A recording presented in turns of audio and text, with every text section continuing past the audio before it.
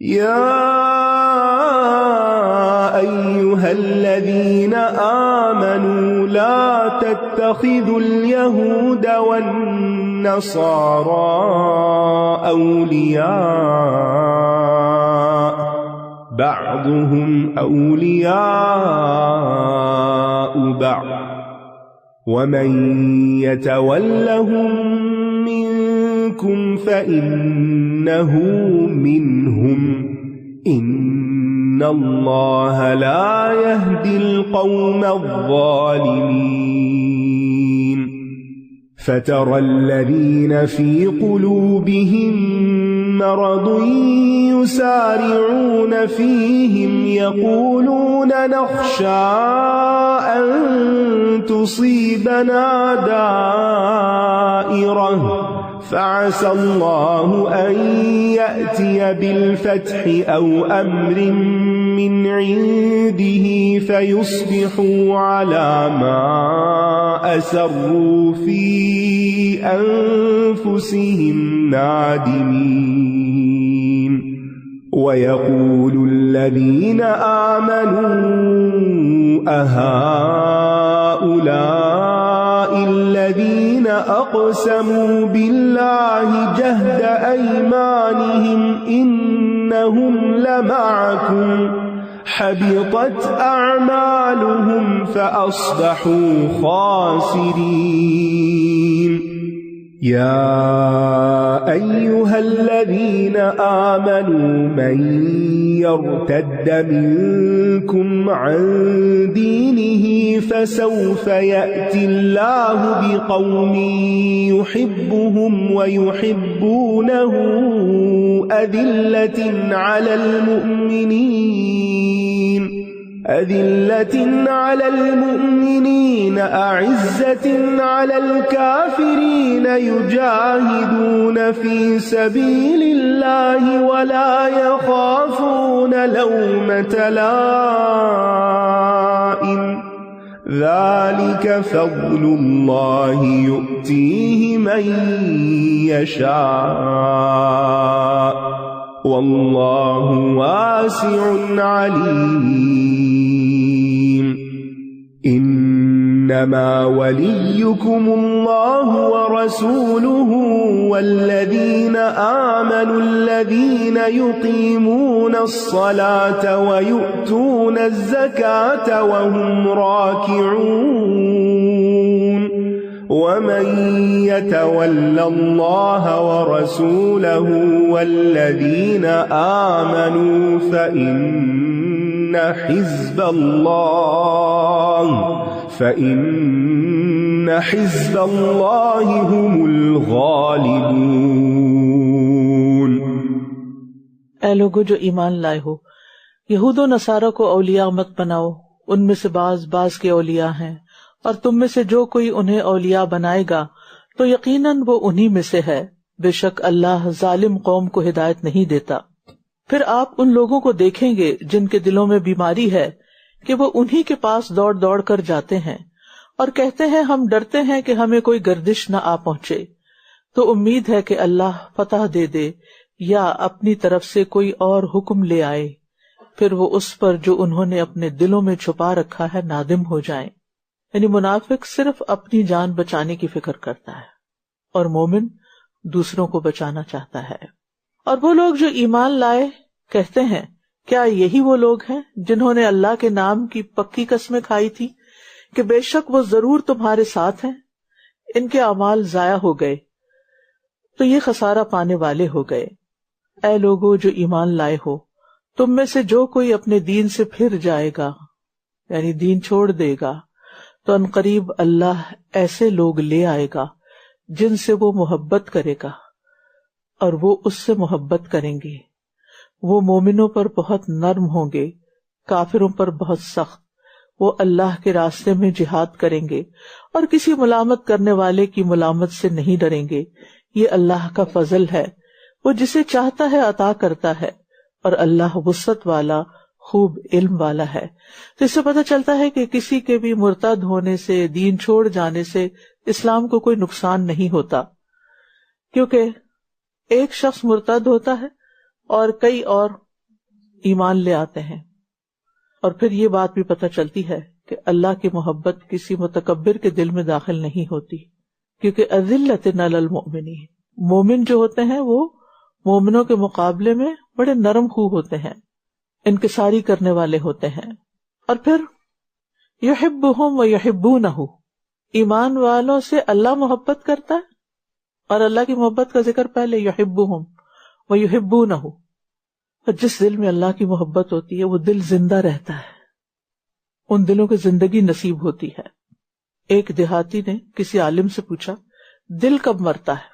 उसने कहा, महबूब की मौत पर उसको भी मौत आ जाती। तो वो देहाती कहने लगा, उस वक्त क्या होगा जब महबूब जिंदा हो और कायम जात हो और उसको कभी मौत ना आए, यानी अल्लाह ताला। तो शेख ने कहा कि ये वो मोहब्बत है जिसके साथ दिल जिंदा रहते हैं। तो अल्लाह ताला हमारे दिलों को भी जिंदा रख, अपनी मोहब्बत के साथ जोड़ दे।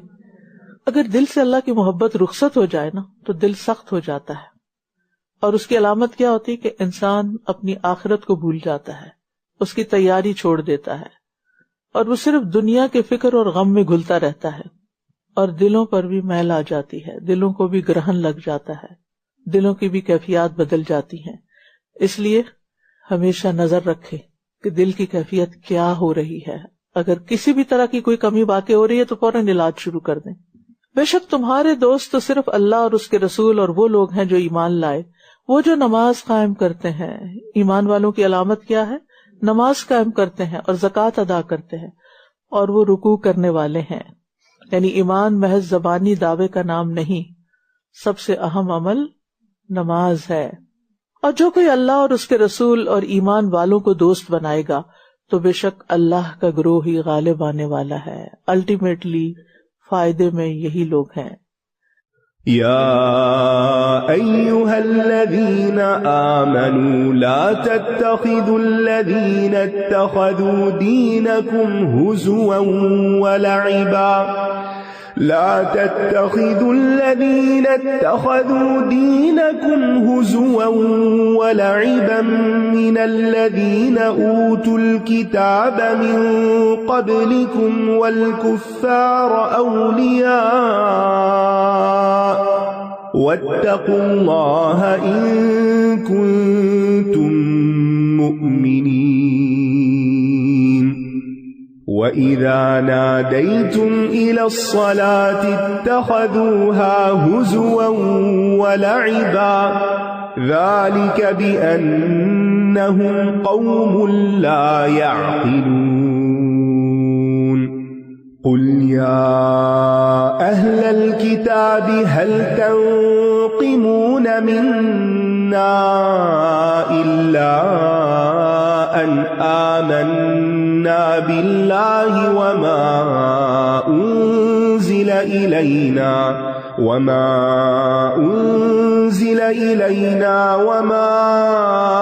أنزل من قبل وأن أكثركم فاسقون قل هل أنبئكم بشر من ذلك مثوبة عند الله من لعنه الله وغضب عليه وجعل منهم القردة والخنازير وعبد الطاغوت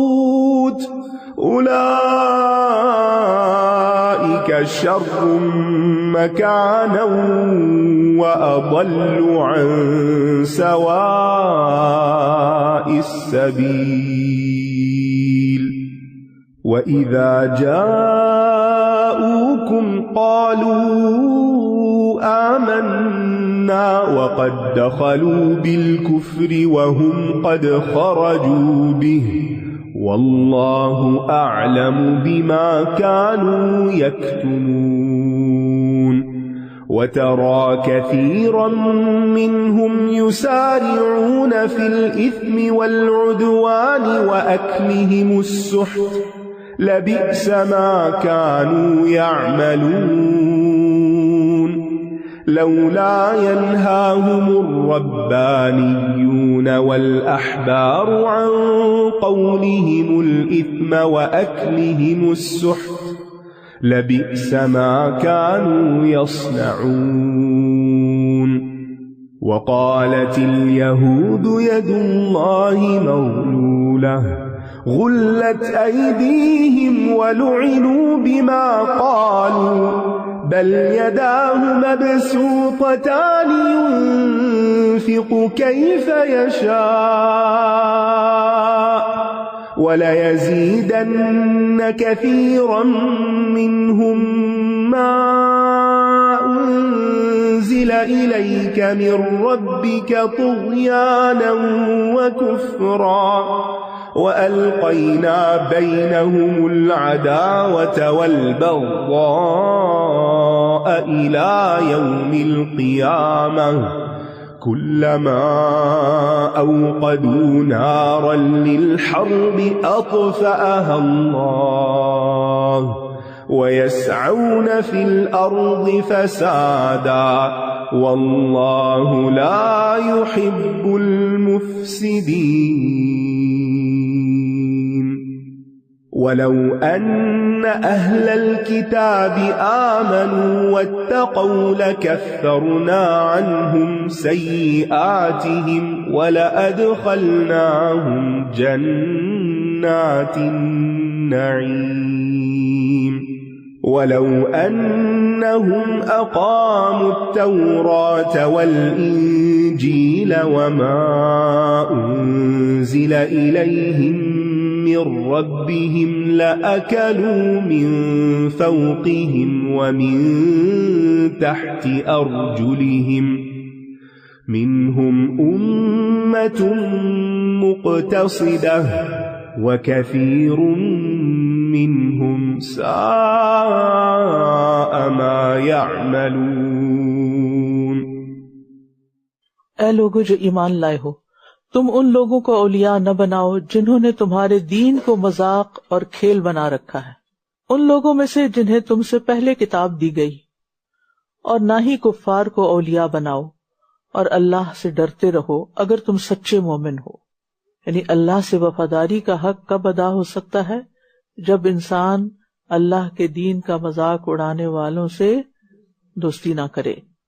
آپ دیکھیے کہ یہاں تو مخصوص لوگوں کی بات کی جا رہی ہے، لیکن افسوس یہ کہ آج مسلمانوں کے اندر بھی ایسے لوگ ہیں کہ جو خود مسلمان کہلاتے ہوئے بھی اپنے دین کا مذاق اڑاتے ہیں اور دینی شاعر کا مذاق اڑاتے ہیں اور دین کو حقیر سمجھتے ہیں۔ انسان مذاق کس کا اڑاتا ہے؟ جس کو وہ ہلکا سمجھتا ہے، جس کو کوئی امپورٹنس نہیں دیتا، جس کی آپ کے دل میں عظمت ہو، جس کی آپ کے دل میں ہیبت ہو، آپ اس کا تو مذاق اڑا ہی نہیں سکتے۔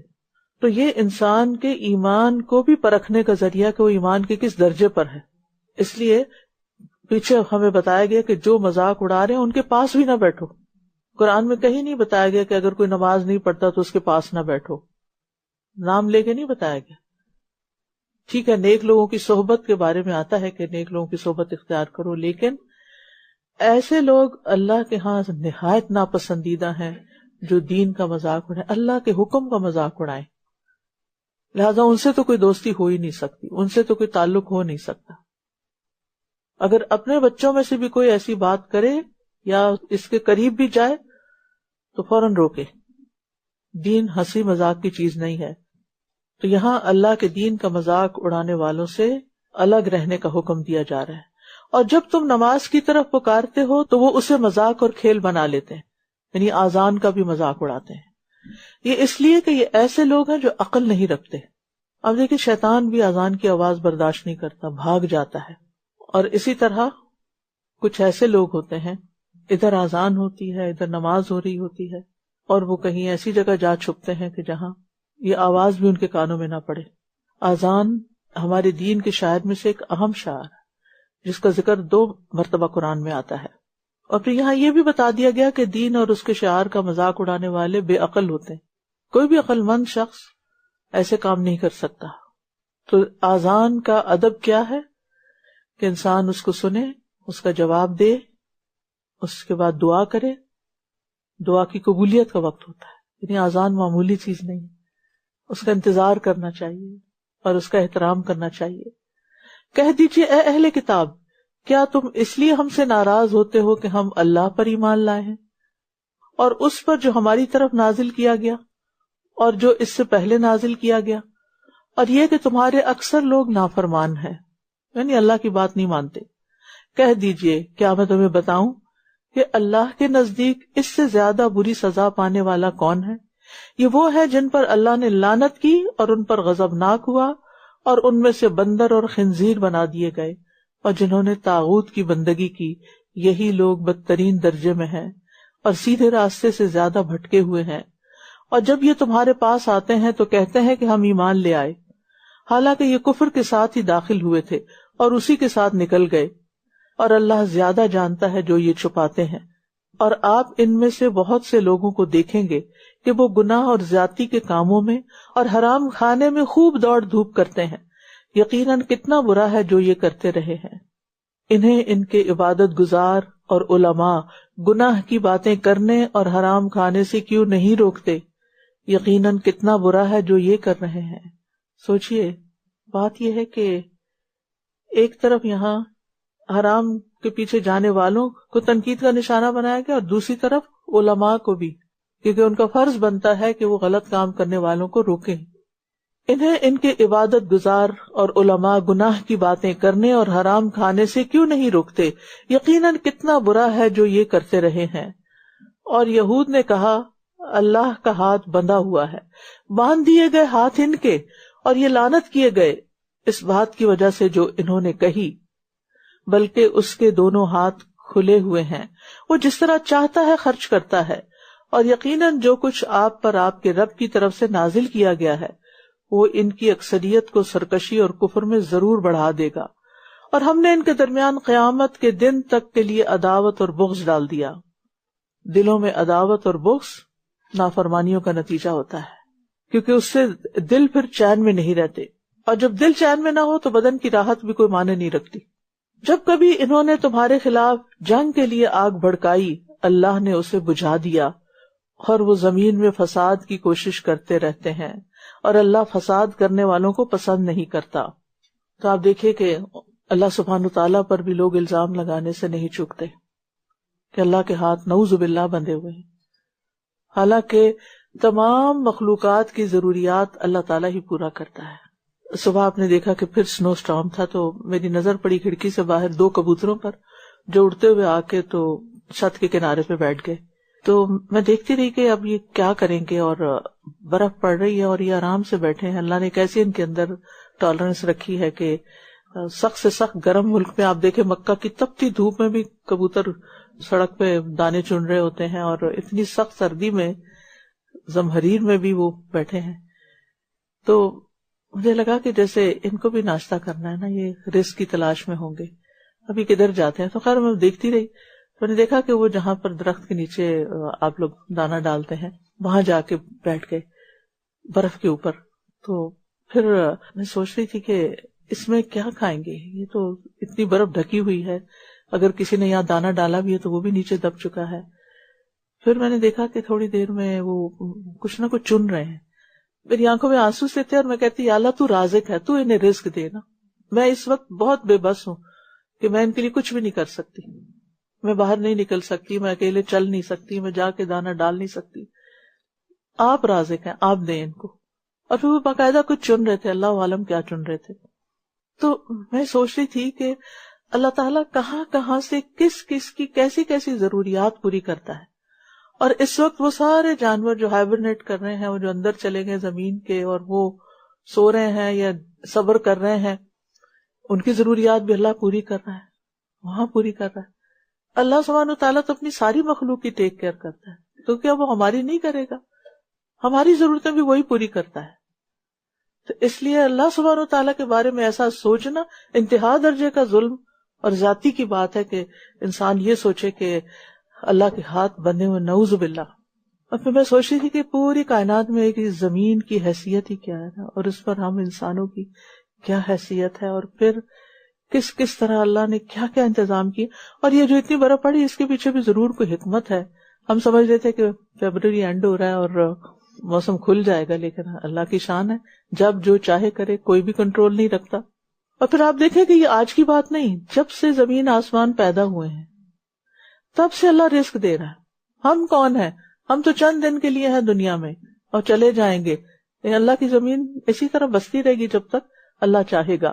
حدیث میں آتا ہے بے شک اللہ کا دایاں ہاتھ بھرا ہوا ہے، کسی طرح کا خرچ کرنا اسے کم نہیں کرتا. کیا تم نے دیکھا کہ جب سے آسمان و زمین پیدا کیے کس قدر خرچ کیا؟ تو اس میں کچھ بھی کمی نہیں ہوئی جو اس کے دائیں ہاتھ میں ہے. اس کے خزانے اتنے وسیع. تو جس کے پاس اتنا کچھ ہے اسی سے مانگنا چاہیے نا، اور ہر چیز مانگنی چاہیے، جو بھی ضرورت، جو بھی چاہیے. اور اللہ کے ہاتھ ویسے ہی ہیں جیسے اس کی شان ہے. ہم میں سے کوئی اللہ کے ہاتھوں کو کسی اور سے تشبیہ نہیں دے سکتا. اللہ کی شان یہ ہے کہ جو اس کے آگے ہاتھ پھیلاتا ہے وہ ان کو خالی نہیں چھوڑتا. ہاں دیر ہو سکتی ہے دعا کی قبولیت میں، لیکن وہ رد نہیں کرتا، دعائیں ریجیکٹ نہیں کرتا کہ یہ دوں گا اور یہ نہیں دوں گا، کیونکہ اس کے ہر چیز کا ایک وقت مقرر ہے. آپ دیکھیں کہ جیسے ان لوگوں نے اللہ کی بے ادبی کی، کسی اور نے ایسی نہیں کی. اور اگر واقعی اہل کتاب ایمان لے آتے اور تقوی اختیار کرتے تو ہم ضرور ان سے ان کی برائیاں دور کر دیتے اور ہم ضرور انہیں راحتوں والے باغات میں داخل کرتے. اور اگر واقعی وہ تورات اور انجیل کو قائم کرتے، یعنی اس کے احکامات پر عمل کرتے، اور جو کچھ ان کے رب کی طرف سے ان کی طرف اتارا گیا ہے تو یقیناً وہ اپنے اوپر سے اور اپنے پاؤں کے نیچے سے کھاتے. ان میں سے ایک گروہ میانہ رو ہے اور ان میں سے اکثر لوگ بہت ہی برے کام کر رہے ہیں. تو بہرحال یہاں یہ خوشخبری دی جا رہی ہے کہ ایمان اور تقوی سے آسمان و زمین کی برکات حاصل کی جا سکتی ہیں. اگر بستیوں والے واقعی ایمان لے آتے اور تقوی اختیار کرتے تو ہم ان پر ضرور آسمان اور زمین سے برکتوں کے دروازے کھول دیتے. تو ہم میں سے جو یہ چاہتا ہے کہ اللہ تعالیٰ اس کی مدد فرمائے اور اس پر برکتوں کا نزول کرے تو پھر کیا کرنا ہوگا؟ ایمان کو مضبوط کرنا ہوگا اور تقوی اختیار کرنا ہوگا. ابن الجوزی کہتے ہیں جان لو زمانہ کبھی ایک حال پہ قائم نہیں رہتا، جیسے اللہ تعالیٰ فرماتے ہیں وَتِلْكَ الْأَيَّامُ نُدَاوِلُهَا بَيْنَ النَّاسِ، کبھی فقر، کبھی دولت، کبھی عزت، کبھی ذلت، کبھی دوست خوش ہوتے ہیں اور کبھی دشمن خوشی مناتے ہیں. خوش نصیب وہ ہے جو ہر حال میں ایک اصول کو لازم پکڑ لے، یعنی اللہ کا خوف، تقوی. کیونکہ اگر وہ مالدار ہو تو تقوی اسے زینت بخشتا ہے، خوبصورت بنا دیتا ہے. اگر محتاج ہو تو تقوی اس کے لیے صبر کے دروازے کھول دیتا ہے.